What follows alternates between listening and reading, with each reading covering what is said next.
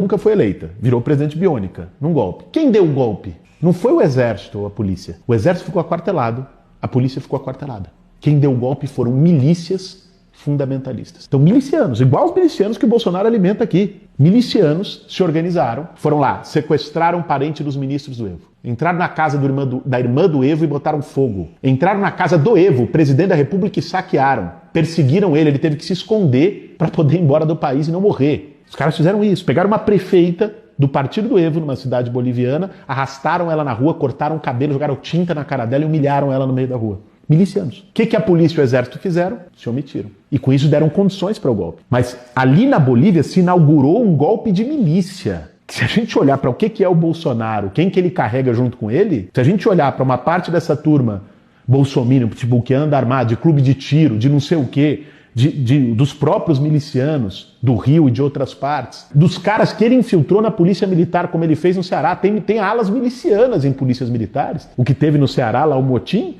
um tempo atrás, foi isso, miliciano bolsonarista que se infiltrou para fazer um movimento e assumir o controle. As polícias militares seguem a governador de estado pela Constituição, mas uma parte delas segue o comando direto do bolsonarismo. Ele está construindo um grupo paramilitar no Brasil, infiltrado nas forças de segurança. Então, ele pode botar isso em ação. Agora, isso só pode dar certo se tiver, no mínimo, a omissão das Forças Armadas. Se as Forças Armadas forem contra, ele não consegue. Mas se omitirem, ele bota os milicianos dele para dar golpe. Que o país estava crescendo 4% ao ano, a economia que mais crescia na América Latina, tirou 60% da população da pobreza, o Evo tinha aprovação da enorme maioria, tanto é que mesmo depois do golpe, o candidato dele agora para a eleição foi adiada pelo coronavírus, mas para a eleição que ia acontecer estava na frente. Mesmo assim, os caras meteram miliciano lá e deram golpe. Qualquer semelhança com a realidade brasileira não é mera coincidência. Ele aposta no caos, que é de verdade que a sociedade entre em colapso. O desespero das pessoas é o seu combustível para impor uma saída autoritária. Por que ele diz para as pessoas irem para as ruas, na contramão de todos os líderes mundiais? Ele é mal informado? Mal assessorado? Pode até ser, mas tem estratégia nessa história. Ele sabe que o coronavírus vai ser devastador no Brasil. E sabe também que muita gente vai ficar desempregada. No mundo todo, a economia vai despencar. E aqui, a previsão de queda é entre 5% e 10%. A gente nunca teve um baque econômico tão grande. Isso significa milhões de desempregados, milhões de pessoas na miséria. Sendo contra o isolamento, de forma irresponsável, Bolsonaro ganha um discurso. Ele quer chegar e dizer para essas pessoas depois, eu avisei, e contar com o desespero delas para ganhar apoio. Tudo que o Bolsonaro quer é um cenário de saque, violência nas ruas e barbárie. Porque esse é o pretexto que ele precisaria para convencer outros setores a apoiarem o seu golpe em nome da ordem. Não é por acaso que ele não queria aprovar a renda emergencial para os mais necessitados. E que depois de aprovada, está criando todas as dificuldades para poder pagar. A renda básica dá condição para que o cara possa sobreviver na quarentena. Quando ele atrasa o pagamento da renda básica, ele joga conscientemente com o desespero das pessoas.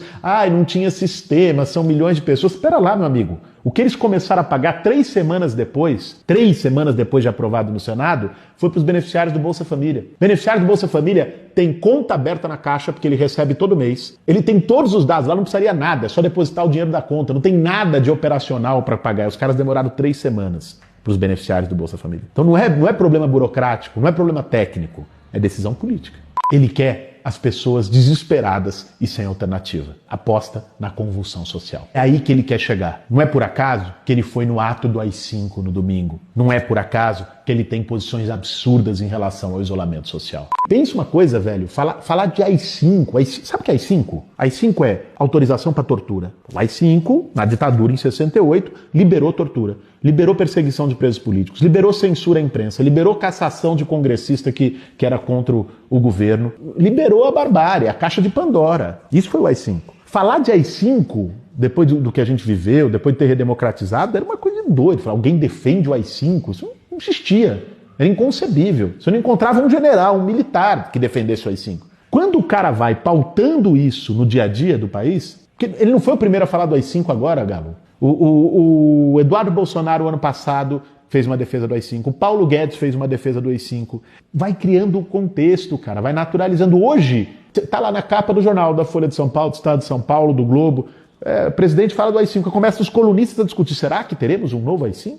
O AI-5 é possível? O que é que foi o AI-5? O AI-5 é bom ou o AI-5 é mau? Veja, uma coisa que era uma barbaridade impensável, começa a virar um assunto cotidiano de se é bom ou se é ruim, o que que é? Por isso que ele vai no negócio do AI-5, por isso que ele pauta o AI-5. Essa é a aproximação sucessiva. Mesma coisa de começar a discutir na Alemanha, apareceu um grupo de extrema-direita neonazista na Alemanha defendendo um novo Auschwitz. Querendo fazer um novo Auschwitz.